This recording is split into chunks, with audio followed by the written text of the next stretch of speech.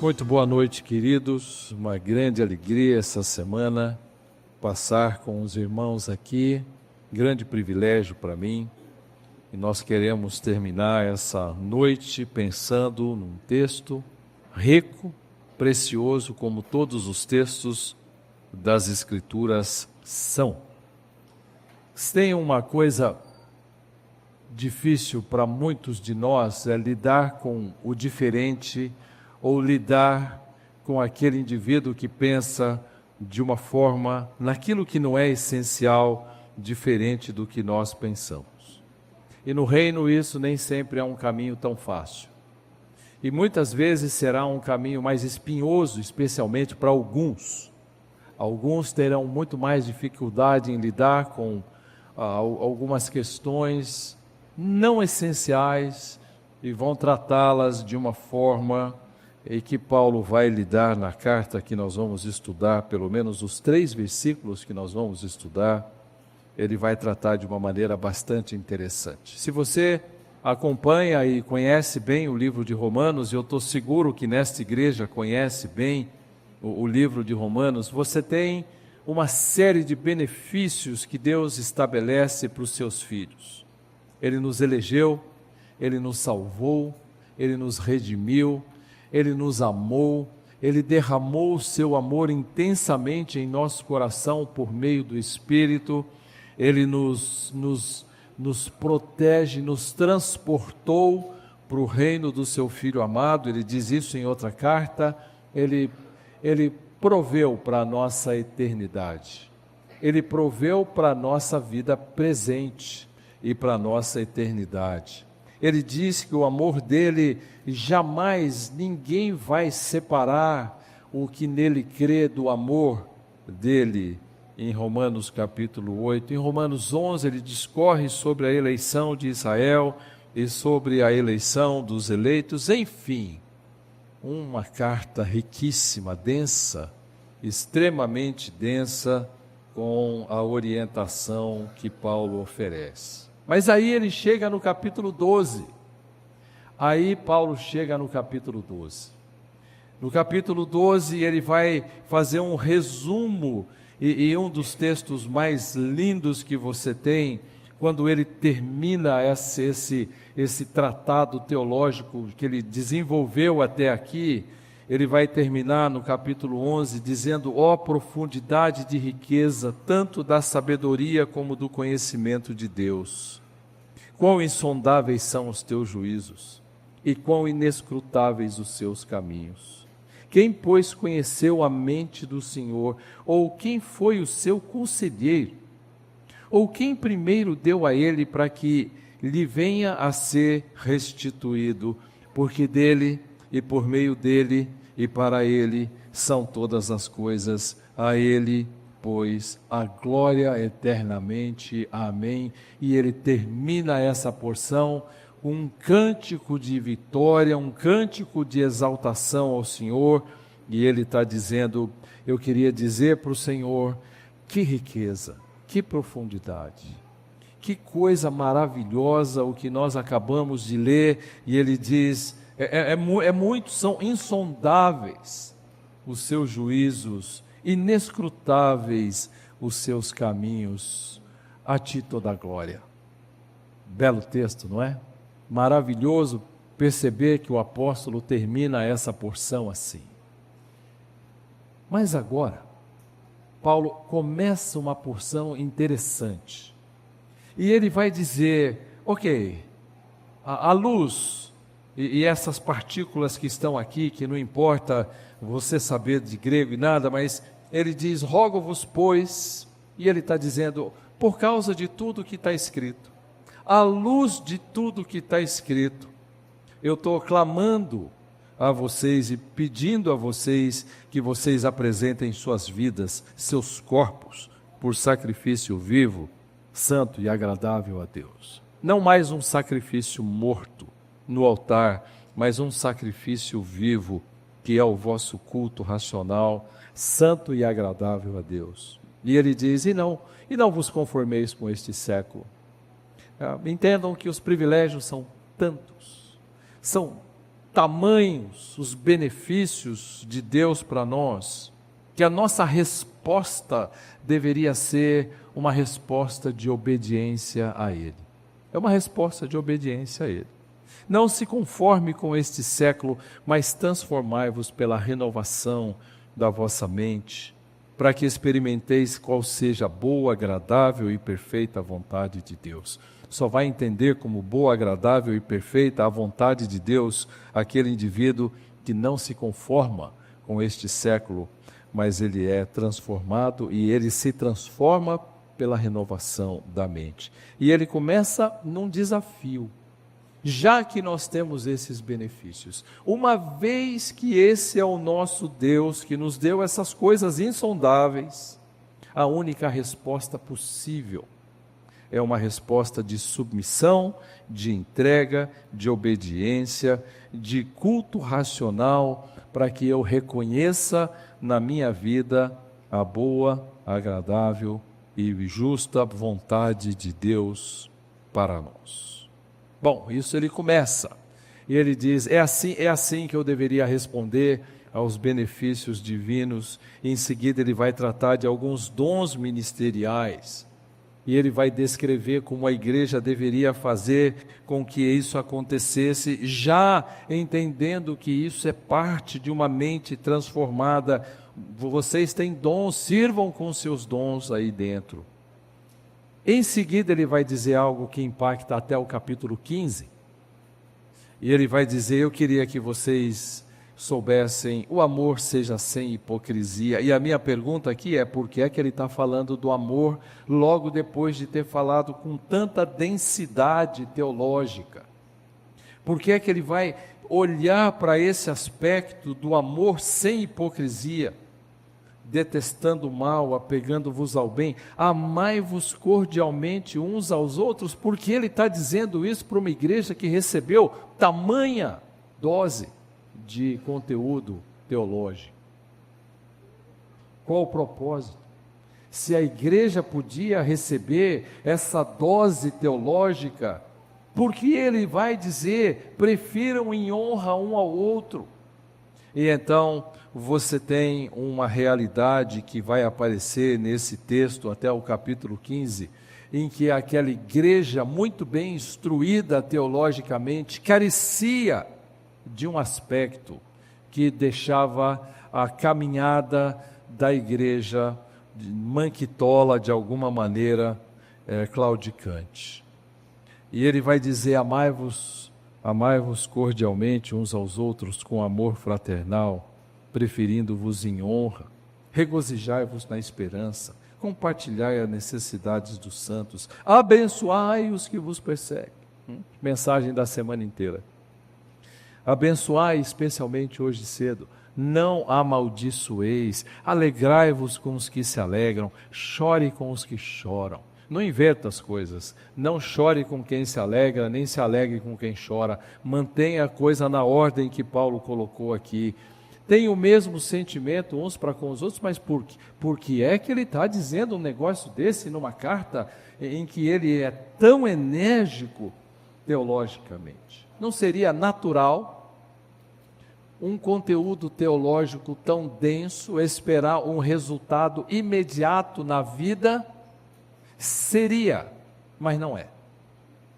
Eu tenho um elemento humano aqui, e esse elemento humano é o fator que faz com que ele clame para que esses indivíduos coloquem seus corpos como sacrifício vivo, santo e agradável a Deus, lá no altar. E ele está dizendo, vocês precisam crescer em algo.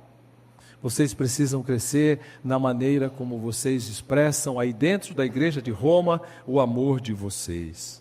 Não torne a ninguém mal por mal. Ele está dando conselhos para uma igreja cuja densidade teológica é uma coisa impressionante, não tem igual. E eu estou me perguntando, por que a igreja tem uma densidade teológica, automaticamente ela expressa amor? Não. Ela pode caminhar numa outra direção, ela deveria fazer isso, mas ela não faz. Se possível, quando possível, embora nem sempre seja possível, o quanto depender de você, tende paz com todos os homens. Por que ele está dizendo isso aqui? E o que está acontecendo em Roma? O que acontece com a igreja romana, que Paulo, de repente, ele deixa todo o conteúdo teológico dele e ele passa a olhar para aspectos da vida. Não vos vingueis a vós mesmos, mas uma igreja que ouviu falar da eleição, da graça, do poder de Deus, do retirar, do Deus que derramou o seu amor sobre cada um deles, falar de vingança. O que está acontecendo com a igreja romana? Está acontecendo alguma coisa, tem algum fogo acontecendo lá, e ele vai dizer, pelo contrário, se teu inimigo tiver fome, dá-lhe de comer, se tiver sede, dá de beber. E ele está dizendo, eu queria que vocês tivessem uma caminhada onde vocês não se deixam vencer pelo mal, mas vencem o mal com o bem. E então, ele vai dizer, eu queria que vocês soubessem também, estejam sujeitos às autoridades que estão aí. E Deus colocou a autoridade para ser um instrumento vingador dele, para castigar quem pratica o mal. Estejam submissos a ele. E ele volta para o tema do amor. A ninguém fiqueis devendo coisa alguma, exceto o amor. Eu estou só dando uma passagem para você perceber aonde eu vou chegar. E ele volta lá para amar a Deus. E ele volta para o verso 10. O amor não pratica o mal contra o próximo. O amor não pratica o mal contra o próximo. De sorte que o cumprimento da lei é o amor. E digo isto a vocês que conhecem o tempo, já é hora de despertar do sono, deixa as obras das trevas, igreja romana, acorda. O tempo está passando e vocês estão muito bem instruídos teologicamente, mas falta um elemento de vida comunitária e vocês têm falhado no exercício dessa afeição mútua. E ele então entra no capítulo 14, que é o grande debate aqui nessa parte da carta. E ele diz, acolhei ao que é débil na fé, não porém para discutir opiniões. O que acontecia na igreja? Imagine você que você tem o nosso Senhor vindo e ele une em um só corpo judeus e gentios. Agora existe aqui algo chamado igreja. Gentios que têm suas práticas, judeus que têm seus hábitos, agora eles estão juntos, vivendo juntos. E eles têm práticas, e eles têm inclinações, e eles têm desejos e convicções diferentes. E eles pensam diferente. Eles pensam diferente, por exemplo, a respeito de alimentos. E ele pensa diferente sobre o que cada um deveria comer. E ele vai dizer para um indivíduo, crê que tudo pode comer, que é o forte. O débil come legumes.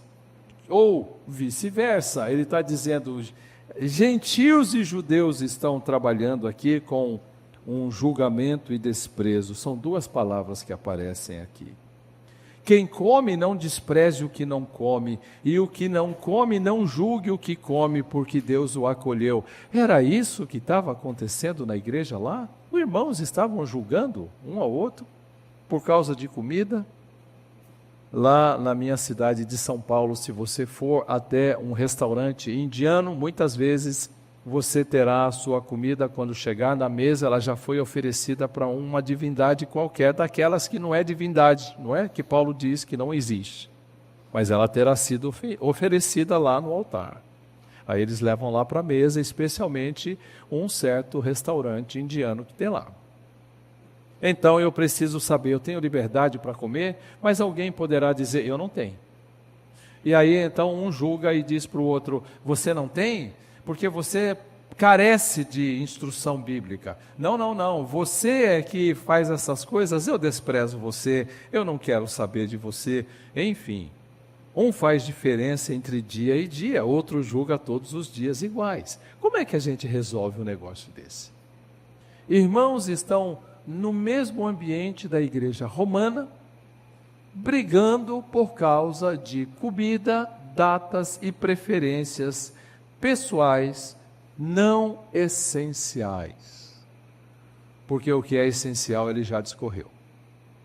E então, ele vai dizer para o indivíduo: se nós comemos para o Senhor, comemos; se não comemos para o Senhor, não comemos; se vivemos para o Senhor, vivemos; se morremos para o Senhor, morremos. Então, quer vivamos, quer morramos, somos do Senhor. E ele então vai dizer: vocês deveriam usar um critério para viver a vida dentro da igreja. Não nos julguemos mais uns aos outros, pelo contrário, tomai o propósito de não pôr de tropeço ou escândalo a vosso irmão. E aqui eu tenho uma série de possibilidades. Irmãos estavam sendo de tal forma impedimento para o crescimento de outro, porque um desprezava o que comia e esse julgava o que não comia, ou vice-versa. Se por causa da comida seu irmão se entristece, já não anda segundo o amor fraternal. E eu tenho um querido amigo meu que gosta muito de vinho e beber em público, e ele tem todo o direito de fazê-lo. Mas ele nunca se embriaga. Ele é um ótimo irmão em Cristo, muito seguro, muito firme. Mas ele gosta de quando está celebrando alguma coisa, enfim, ele tomar vinho. E eu tenho dito para ele, eu fiz um propósito desde que eu assumi o pastorado, de que eu não tomo vinho. Eu não tomo vinho por causa do contexto brasileiro. O contexto brasileiro. Eu estava em Portugal recentemente, tomar vinho é comum, qualquer refeição, todo mundo toma vinho. E aqui no Brasil a conotação é ruim. Então eu preferi abrir mão de um prazer ou de um gosto em favor do ministério. E eu disse, eu não quero tomar mais isso. Combinamos, minha esposa e eu, se nos oferecerem a gente não toma. Eu estava dizendo para o médico, você talvez vai ter aí algum problema na sua caminhada aqui no Brasil. E ele disse, eu tenho a liberdade e o direito de fazer, porque eu tenho conhecimento da palavra. É isso que está acontecendo em Roma. É isso. Um indivíduo que tem um conhecimento está dizendo para o outro que tem um outro conhecimento, que o conhecimento que ele tem aqui é superior ao que ele tem aqui e vice-versa. Então eles estão lá precisando conhecer o quê? Mais teologia? O amor de Deus que é compartilhado, amando um ao outro, dedicando esse tempo de um viver para o outro. E então, um dia, esse homem, ele foi confrontado. E ele disse, sempre me falam que eu não deveria beber alguma coisa, porque isso não é um bom testemunho para mim. Eu disse, eu tenho dito para você, aqui no Brasil não é um bom testemunho. Você está insistindo em algo que talvez para você vai ser muito ruim, você é um homem de importância, você tem uma posição importante. Mas um dia, uma irmã em Cristo disse para ele, eu pensei que o irmão era crente. Uma irmã muito simples, para um PhD. E ela chegou para esse formado, esse grande homem, e ela disse, eu pensei que o senhor era crente. Ele disse, pastor Jairo, nunca ninguém me confrontou com tanta eficiência como aquela mulher. E desse dia em diante, ele nunca mais fez nada em público. E ele fez questão de dizer, não foi o seu argumento não, viu? Foi o dela, tá? Você não fez nada para mim, foi o dela. E ele vai discorrer sobre isso, e ele vai falar sobre isso, mas isso era muito forte. Vocês lembram em Atos 10, quando aquele lençol de comida e animais, e Deus diz, mata e come? E ele diz, não, eu nunca fiz isso. Pedro está dizendo, nunca fiz, eu nunca mexi nisso. Não considere impuro o que Deus considera puro. Mas para ele, judeu, que difícil, que difícil. E ele está olhando para aquilo e está dizendo, eu preferiria não fazer, eu preferiria comer outras coisas. E então, lá dentro da igreja romana, gentios e judeus estão trocando farpa um com o outro. E um está dizendo para o outro o que o outro deveria fazer e não deveria fazer. E Paulo vai dizer, o reino de Deus não é comida nem bebida, mas é paz no Espírito. E ele segue até o capítulo 15. Nós que somos fortes devemos suportar a debilidade dos fracos e não agradar-nos a nós mesmos. E então ele vai terminar essa sessão dizendo, acolhei-vos uns aos outros como Cristo nos acolheu. Acolhei-vos, pensem concordemente, a uma voz. A igreja estava dividida, daí porque capítulo 12 segue até o capítulo 15, ele vai botar o dedo na ferida. Não faltava teologia, entendam? Não faltava exposição das Escrituras, faltava expressão do amor de Cristo. E daí ele vai dizer, não se agrade a si mesmo, porque Cristo não se agradou a si mesmo. Antes, como está escrito, as injúrias dos que te ultrajavam caíram sobre mim. E ele está dizendo, o nosso Senhor já levou isso e não a dor, nossa dor, porque ele não agradou-se a si mesmo. Mas então, finalzinho, capítulo 15, verso 14, ele vai olhar, e 15 e 16, ele vai olhar para esses indivíduos e ele vai destacar um aspecto distintivo, tanto do ministério dele, como daquela igreja, mas ele vai destacar esses dois aspectos distintivos, um começando aí no 14, 15 e 16, especialmente o verso 15. Mas eu quero ler para você 14, 15 e 16. E certo estou, meus irmãos, sim, eu mesmo, a vosso respeito, de que estáis possuídos de bondade, cheios de todo conhecimento, aptos para vos admoestardes uns aos outros. Entretanto, vos escrevi em parte mais ousadamente, como para vos trazer isto de novo à memória, por causa da graça que me foi outorgada por Deus, para que eu seja ministro de Cristo Jesus entre os gentios, no sagrado encargo de anunciar o Evangelho de Deus, o Evangelho do nosso Senhor Jesus Cristo, de modo que a oferta dele seja aceitável, uma vez santificada no Espírito Santo. Primeiro traço distintivo do apóstolo Paulo, o servo que é fiel à tarefa que recebeu do nosso Senhor. Ele ensina as Escrituras sem temor das reações, e ele está dizendo isso no verso 15, eu vos escrevi em parte mais ousadamente, e é uma palavra forte aqui, ele está dizendo, eu queria dizer para vocês o que eu estou dizendo, e eu fui ousado em dizer isso na carta, eu escrevi.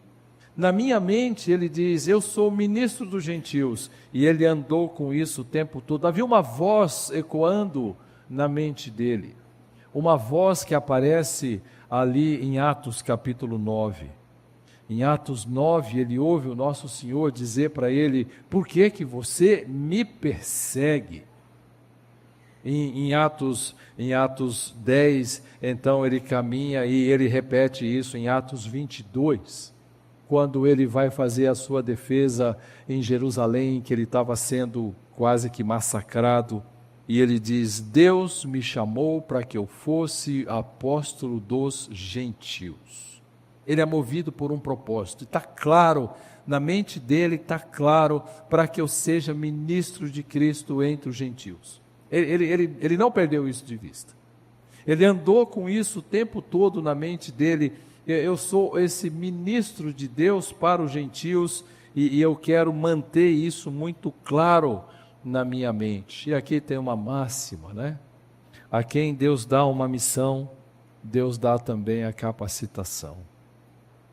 Esse moço estava explicando para não morrer, porque de perseguidor ele foi a proclamador, de reconhecido e festejado, a perseguido e desprezado, E ele agora está fazendo a sua defesa. E ele vai dizer: a única coisa que eu quero, e essa é a única coisa que eu quero, é que eles creiam de maneira que eles sejam aceitáveis. Sou o mensageiro da parte de Cristo Jesus a vocês, gentios. Anuncio-lhes as boas novas para que se tornem oferta aceitável a Deus, separadas pelo Espírito Santo. Eu estou lendo numa outra versão. Um propósito de vida muito claro, muito claro. Esse é o meu alvo, esse é o meu propósito, eu vou pregar, e ainda que vocês desejem me matar, eu vou pregar, mas eu posso perder muito facilmente de vista o propósito para o qual Deus me criou. E de repente eu me encanto com alguns sons, cantos de sereia ao meu redor. Depois você pergunte para alguém sobre o canto de sereia, o que significa, mas cantos de sereia, cantando no mar, nos chamando para pular nesse mar, e é possível que eu perca de vista o propósito para o qual eu fui criado. Eu quero mencionar apenas alguns nomes aqui. Tem um nome que você provavelmente nem lembra, chamado Aitofel. O nome feio, né? Aitofel, ele foi conselheiro do rei Davi. Um homem que, diz a Escritura, quando ele falava, era como se Deus falasse. É como se o próprio Deus falasse por meio daquele indivíduo. Num dado momento da caminhada com Davi, ele troca de lealdade. E agora ele vai ser leal ao filho Absalão, que é contra o pai. E naquele momento, ele queria ser bem visto pelo filho que ia assumir o trono de modo ilícito. E ele perde de vista o seu propósito e perde a lucidez, ele desatina. O alvo dele era estar em alta conta com a sua reputação. E ele não queria mais falar a verdade e o conselho de Deus, ele queria agora ter a sua reputação preservada. Quando você quer ter a sua reputação preservada, você vai preparar muitas armadilhas para você. Cuide da sua vida com Deus e deixa que Deus cuida da sua reputação. Cuide de obedecer ao Senhor e deixe que Deus vá cuidar da sua reputação. Quando Arão, é uma cena, seria risonha se não fosse trágica. Quando em Êxodo 32, de 1 a 4, versos 24 e 35, posteriormente, quando eles estão aguardando Moisés descer do Sinai e está demorando, os homens chegam para Arão e dizem: precisamos de alguma coisa, aquele moço não vai descer aqui de jeito nenhum. E ele então diz: bom, me deu as argolas, me deu os anéis. E quando Moisés volta, ele diz para Moisés, eu estou resumindo o texto para você, tá bom? Ele diz: Moisés, o povo, quando você subiu, pediu os negócios aí, e eu pedi para eles me trazerem as coisas de prata, e eles me trouxeram, e eu joguei no fogo, e saiu um bezerro. Como assim saiu um bezerro? Está no texto. Saiu um bezerro? Ou você construiu? Perdeu de vista o propósito para o qual ele estava lá. E ele trouxe um grande problema para a nação, porque aquele homem perdeu de vista o propósito. Paulo estava andando com a voz de Jesus na mente dele: Saulo, Saulo, por que me persegues? Eu tenho algo para você. Você será útil aos gentios. E é o que ele está dizendo, para que eu seja ministro de Jesus entre os gentios. E eu estou falando para vocês, igreja romana, para vocês gentios. E tem aí judeus e gentios nesse negócio aí que chama igreja, e vocês não estão sabendo viver bem juntos nesse sentido. Timóteo não era um menino, hein, como a gente pensa, um mocinho de 18 anos que saiu do seminário. Ele já tinha aí os seus 40 quando a carta aparece para ele. E ele precisou ser lembrado da missão que recebera. Não te esqueças que você teve a imposição de mãos do presbitério. Não haja com covardia, Deus não nos deu espírito de covardia. Aquele homem, diferentemente de Tito, ele parece caminhar com um temor de que as pessoas estão ali, e Paulo então diz para ele: não perca de vista o propósito, não perca de vista o propósito. Demas, a segunda carta de Paulo a Timóteo, que tristeza, o capítulo 4, ele diz, esses indivíduos, todos aqui, um arrumou um problema para mim, o outro, Alexandre, me causou muitos males, mas sabe uma grande tristeza? Tem um homem que andou comigo em tanta formação de igreja, chamado Demas. Mas Demas me abandonou, amando o presente século, as vozes, os cantos, e de repente aquelas coisas empolgantes estão chamando a atenção daquele povo. Para quem nós vivemos, não é? A quem nós queremos agradar e a quem nós queremos servir. E o apóstolo Paulo nunca perdeu isso de vista. Por isso que ele diz: eu vos escrevi em parte mais ousadamente, dizendo para vocês: aprendam a viver em amor dentro da igreja, vivam essa realidade em Cristo. Nisto vos conhecerão todos que sois meus discípulos, se vos amardes como eu vos amei. Não é um amor qualquer, é amar como Cristo amou, completamente, plenamente. Uma igreja que ama como Cristo amou, dá vontade de ficar lá até meia-noite, dá vontade de permanecer nela. Eu quero permanecer nessa igreja onde existe essas expressões de cuidado, e como nós falamos tanto aqui durante a semana, a igreja como essa cultura de cuidado. Essa é a razão pela qual ele foi ousado, um aspecto distintivo do servo fiel. Ele não teme a audiência, ele sabe em quem confia. E eu estava falando numa igreja, num certo lugar, uma igreja grande, num certo estado, numa certa cidade, e tinha lá um auditório grande, maior que esse daqui, e levanta um indivíduo no meio do negócio e sai e me ataca verbalmente, andando. E ele vai dizer, e disse para todos ficaram, olharam assim, e esperaram uma resposta minha. E eu disse para ele: não, vá embora, fique, por favor, fique. Imagine no meio de uma pregação, eu estar dizendo para o indivíduo ficar, para ele ouvir o final. E naquele momento eu tinha que decidir o que é que eu faço. Eu disse: eu vou continuar como Paulo fez a vida inteira. Se eu temer o homem, eu não sou servo de Deus. E aquele moço saiu falando até a hora de virar a porta. Daquele dia em diante, como era uma conferência que envolvia um homem, querido amigo meu, Lu Priolo, puseram pessoas ali para cuidar.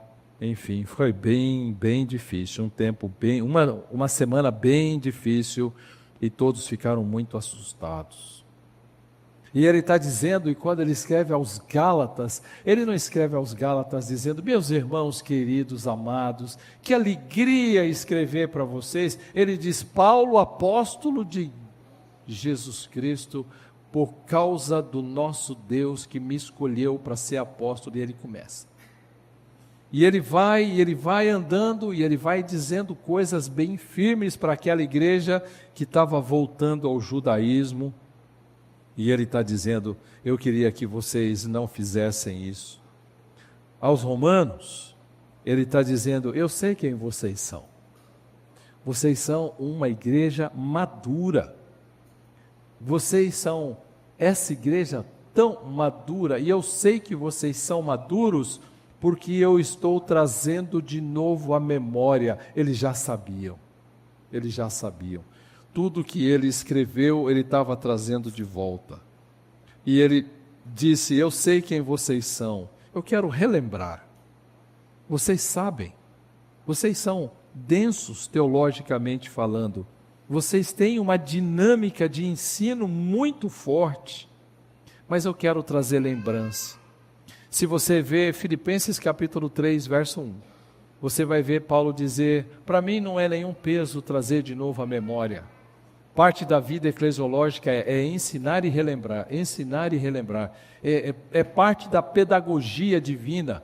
Eu aprendo e eu repito, eu aprendo e eu repito. É assim que eu retenho verdades. E ele está dizendo exatamente isso. Eu fui ousado com vocês.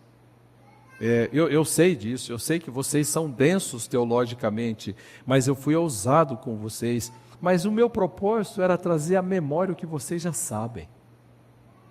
E ele então está sendo firme e ele está fazendo com que haja um envolvimento daquela igreja com ele de uma maneira muito forte. E ele está então manifestando aquilo que você e eu talvez vamos identificar como sempre uma coisa muito forte na vida de Paulo: o ensino dele, a coragem dele, o propósito dele. Aleluia por isso, não? Muito bom. Mas Paulo não era só isso. Isso era um pedaço de Paulo. E certamente que se de alguma forma eu for só isso, de alguma maneira eu vou ter algum tipo de problema lá na frente. Em 2 de Pedro capítulo 1, verso 12 a 15, a mesma coisa, Pedro diz a mesma coisa. Eu quero trazer lembrado a vocês, o povo perseguido, o povo sendo violentado pelo império, e ainda assim ele dizendo: obedeçam às autoridades, amem a Cristo, não murmurem. E eu quero trazer isso lembrado a vocês, e esse é um aspecto que fica muito evidente na caminhada do apóstolo, que é a sua ousadia no ensinar e confrontar as igrejas. Como faz falta pastores e líderes corajosos. O servo fiel à tarefa que recebeu do Senhor, ele vai ensinar as Escrituras sem temor das reações. Ele vai ministrar sem temor das reações.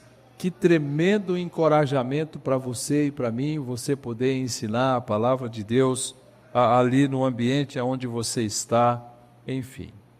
Mas a vida paulina é marcada por equilíbrio. Essa é uma palavrinha importante. Equilíbrio é algo que é muito difícil no reino. Ou nós tendemos a uma coisa, ou nós tendemos a outra. E Paulo está escrevendo para uma igreja que ele diz: eu quero trazer a memória por causa da graça. Mas ele vai salientar no verso 14 o segundo aspecto distintivo do ministério dele. O servo que é fiel à tarefa que recebeu do Senhor, ele está apto a reconhecer os traços piedosos e de maturidade na vida daqueles a quem ele corrige. Por isso que a minha pergunta inicial foi: quando você tem diferenças, você fica de um lado ou de outro, no que não é essencial? E Paulo está dizendo: vocês estão discutindo por uma questão de dias, de semanas, de comida, se é porco, se é vegetal, se é bacon, oh delícia, ou enfim, ou se é outra coisa. Vocês estão brigando entre vocês. Mas eu queria dizer uma coisa para vocês. Vocês são, parece criança. Vocês deveriam já, pela teologia que vocês têm, terem uma outra vida. Essa é a presunção de que o ensino por si só faz tudo. O ensino é fundamental, é básico, é essencial. Sem ele não há uma igreja forte. Mas ele não é a única coisa que faz com que o indivíduo seja maduro. Existe um elemento humano aqui. Existe o fator decisão do indivíduo aqui. E ele então, ele vai falar com aquela igreja e ele vai dizer: eu sei que vocês pensam diferente de mim. E ele vai dizer no verso 1 do capítulo 15, nós que somos fortes. Ele já tomou um lado.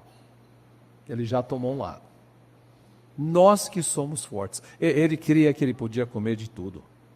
E eu devo suportar a debilidade dos fracos no sentido de sustentá-los. Não brigar com eles. Não chamá-los de ignorantes. Vocês não entendem, vocês não têm discernimento. Eu tenho. Eu sou a pessoa que tem o discernimento quanto ao que vai comer, quanto ao que não vai comer. Agora ele vai olhar para aquela igreja e vai dizer, sabe o quê? Veja como ele faz. E certo estou, meus irmãos, sim, eu mesmo, enfático. Ele nunca foi para Roma. Ele não conhecia a igreja de Roma pessoalmente. Ele diz no capítulo 1, no verso 8, que aquela igreja, a fama dela era conhecida em todo lugar. Mas ele não conhecia, ele tinha planos de ir para aquela igreja. Mas ele ouvia daquela igreja. E ele sabia o que ele ouvia. E então ele vai dizer, ele diz, eu certo estou, meus irmãos, eu mesmo, a vosso respeito. E agora, para esses que ele acabou de confrontar, ele vai dizer, eu reconheço que vocês têm virtudes, coisa difícil no reino. Ou nós estamos de um lado, o indivíduo não presta, ou ele presta completamente. O fato de alguém ter uma diferença que eu posso dizer, penso diferente de você, mas vejo várias virtudes em você. Esse equilíbrio, ele é patrocinado pelo amor de Cristo. A igreja de Roma perdeu. E precisava voltar. E agora ele está dizendo, eu tenho absoluta certeza da maturidade de vocês. Um homem que acabou de repreender a igreja, agora ele vai dizer, eu mesmo, sim, meus irmãos, eu certo estou, de que vocês estão cheios de bondade. Que coisa interessante. Se tem algo que mexe com uma igreja, muitas delas, uma delas é o encorajamento que eu posso propor para um irmão.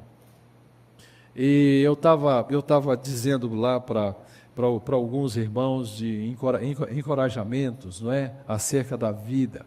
Um deles compartilhou na rede e ele disse, eu estava pregando numa determinada igreja, entrou o intérprete e comentarista na igreja naquele dia, lá em São Paulo. Entrou um homem querido, que já está com o Senhor, e ele entrou e sentou no primeiro banco. Ele falou, esse homem que está narrando, ele disse, eu não sei como é que eu terminei de pregar. Minhas pernas tremiam e eu fiquei bastante perturbado com a presença dele. E eu me perdi, e de repente, quando terminou a pregação, eu fui até ele, ele disse, ele escreveu isso, e ele escreve muito bem. E eu perguntei para ele, o que o senhor achou? E aquele homem idoso, sereno, ele olhou e disse, meu irmão, eu fui muito edificado. Foi tudo o que ele disse. Ele falou, eu fiquei boquiaberto. Eu queria ouvir ele dizer, você trouxe as nuances de grego, de hebraico, você trouxe os tempos, os modos, o verbo no presente, no passado, no futuro. Eu queria que ele me dissesse alguma coisa. E ele não disse nada. Mais tarde,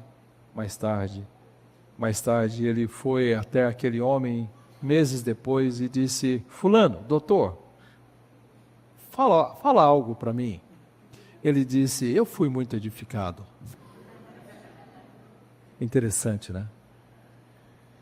Ele não disse, olha, corrija isso, se falou de um negócio de um jeito, a vírgula, e ficava apontando o dedo. Ele não fez isso, ele tinha autoridade para isso. Ele disse, se eu posso sugerir para você, não queira pregar para a plateia. Abra a Bíblia, ore e pregue o texto. Desça do púlpito e sente. Acabou. Só, mais nada. E não pense que você tem que pregar para outros. Ele disse, aí eu percebi como eu queria pregar para que as pessoas soubessem que eu sabia. E esse mesmo homem, esse mesmo doutor, ele foi até a Palavra da Vida e encontrou o Carlos Oswaldo lá no passado. E o Carlos Oswaldo contava isso, ele era o diretor do seminário. E eu almoçava com ele toda terça-feira, com o Carlos Oswaldo. Ele contava histórias muito interessantes. Ele disse que perguntou para esse doutor Estou poupando o nome dele aqui. Para ele dizendo, você sabe o trabalho que eu fiz? Eu fiz o trabalho, olha, o trabalho tal, Y, Z, fiz isso, essa pesquisa, e esse doutor olhou e disse, incrível, você fez, eu fiz, incrível, incrível, você fez sozinho em casa, estudando com o seu material? Aí o Carlos foi lá para os Estados Unidos estudar, chegou nos Estados Unidos, tinham dúzias de livros escritos a respeito. Ele disse, aquele homem podia ter dito para mim, isso daí que você está pensando, alguém já pensou, eu mesmo já pensei. Ele valorizou o trabalho daquele homem, e ele disse para aquele moço, entenda, é o que Paulo está fazendo aqui. Vocês estão brigando por coisa que não devia, mas eu consigo reconhecer as virtudes de vocês. Vocês estão cheios de bondade. E eu sei que vocês estão. Eu sei que vocês expressam aquilo que é fruto do Espírito, bondade. Vocês expressam a bondade que Romanos capítulo 2, verso 4 diz que ela é a razão de eu ir até o arrependimento e a minha conversão. Vocês são bondosos, que equilíbrio, entende o que eu quero dizer, entende? Ensine a verdade, ame intensamente, por isso que ele diz no capítulo 12, o amor seja sem hipocrisia, amai-vos cordialmente uns aos outros, não é porque vocês não sabem teologia, mas é porque vocês não expressam isso quando as questões não essenciais estão em pauta. Ele trata de maneira bastante positiva todas as igrejas por onde ele passa. Você sabe o que ele diz aos filipenses? Tem duas mulheres aí brigando aí dentro. E tem umas coisas aí dentro que são terríveis. Ninguém queira ser maior do que Jesus. Jesus é modelo de humildade, vocês não são. Mas capítulo 1, verso 6, estou plenamente certo que aquele que começou boa obra em vós vai completá-la até o dia de Cristo Jesus. Entende o equilíbrio dele? Uma coisa, ele dava com uma mão, tirava com outra, ele fazia uma coisa e fazia outra. Eu estou certo, meus irmãos, sim, eu estou certo disso. Ele fala de Timóteo, escrevendo aos filipenses, dizendo que não conhece ninguém como ele, que ame e se interesse pelas causas dos filipenses. Ele está dizendo de Epafrodito, que homem! Que homem! E ele está olhando para a carta dizendo, vocês têm uma porção de coisas que precisam consertar aí, mas vocês têm virtudes. Isso é maturidade. E ele está dizendo, a maturidade de vocês, a gente percebe pela densidade teológica, mas também pelas muitas expressões de bondade.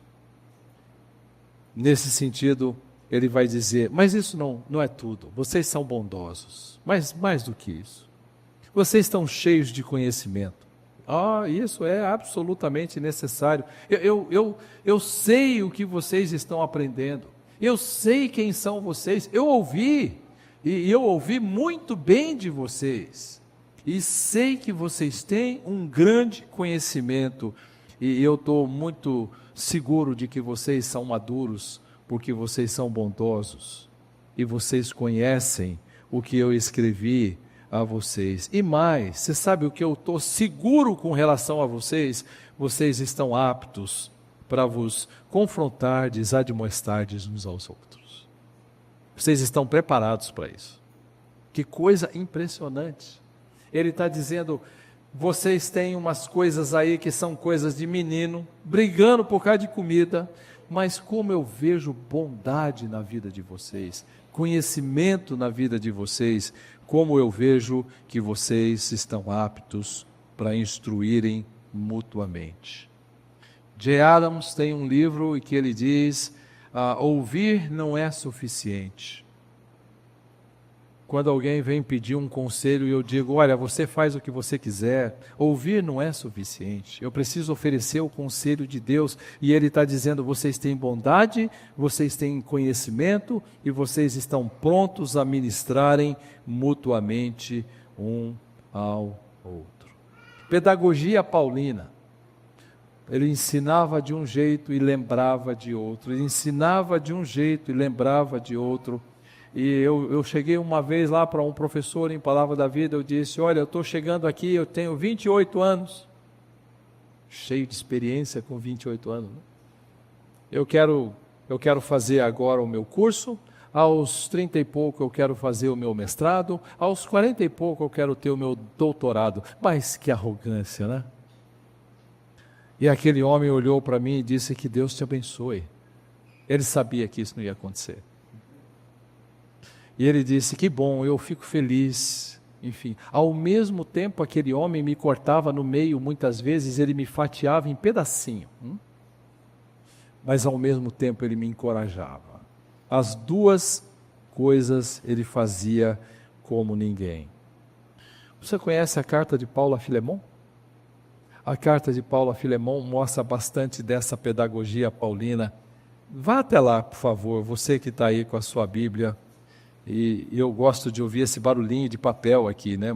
Eu sei que muitos estão com o celular na mão, mas eu gosto de ouvir um barulhinho de papel.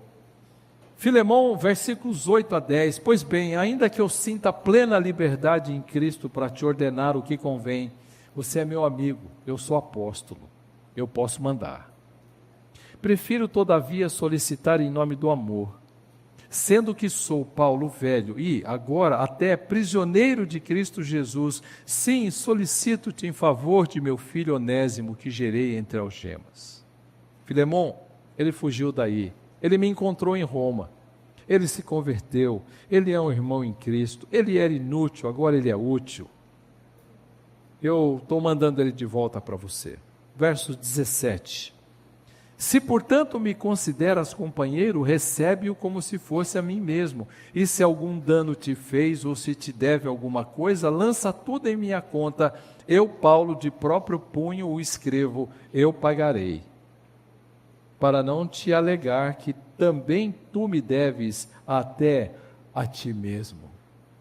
Dá com uma mão, tira com a outra.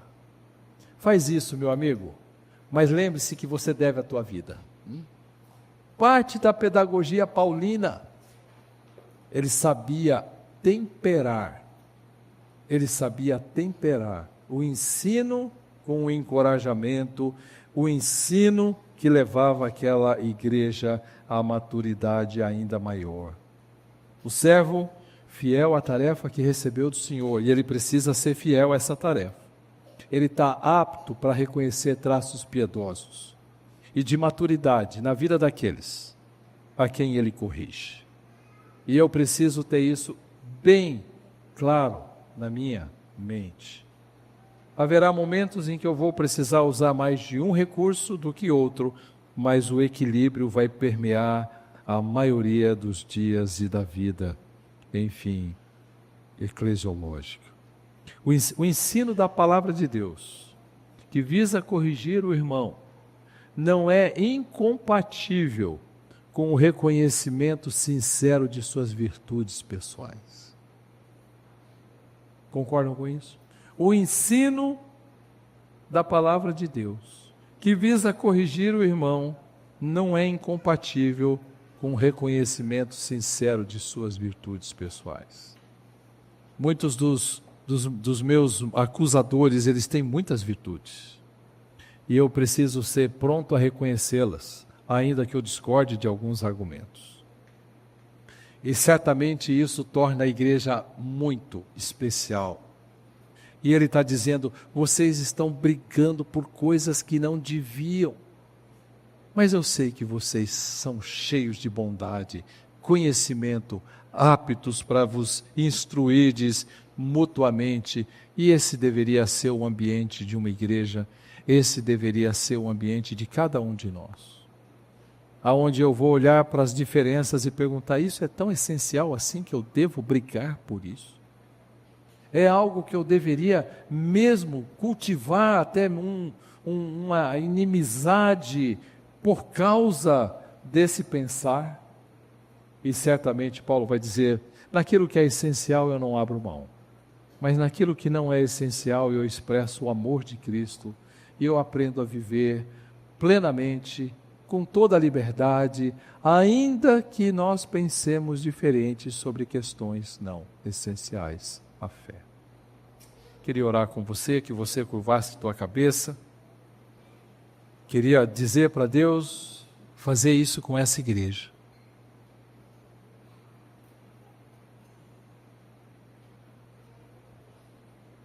Pai, eu quero clamar ao Senhor para que a tua paz e graça,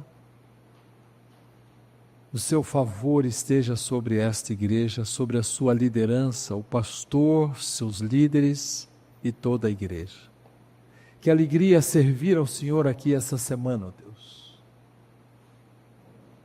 Eu quero clamar ao Senhor que a tua boa mão sustente esse ministério e que lá de São Paulo nós ouçamos desse equilíbrio, de um ensino que não abre mão, de uma ousadia que mantém no reto caminho, mas que é capaz de dosar e temperar esse ensino com graça, misericórdia e reconhecimento das virtudes daqueles a quem nós podemos ter diferenças.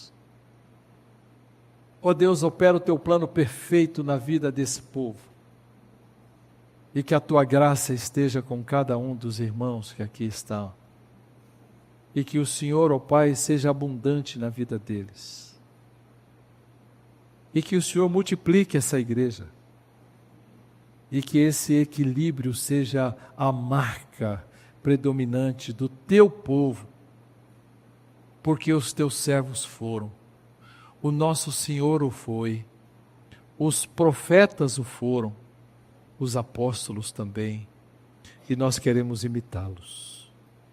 Faça isso para a tua honra e glória, ó Deus. Nós estamos orando em nome do nosso Senhor Jesus. Amém e amém.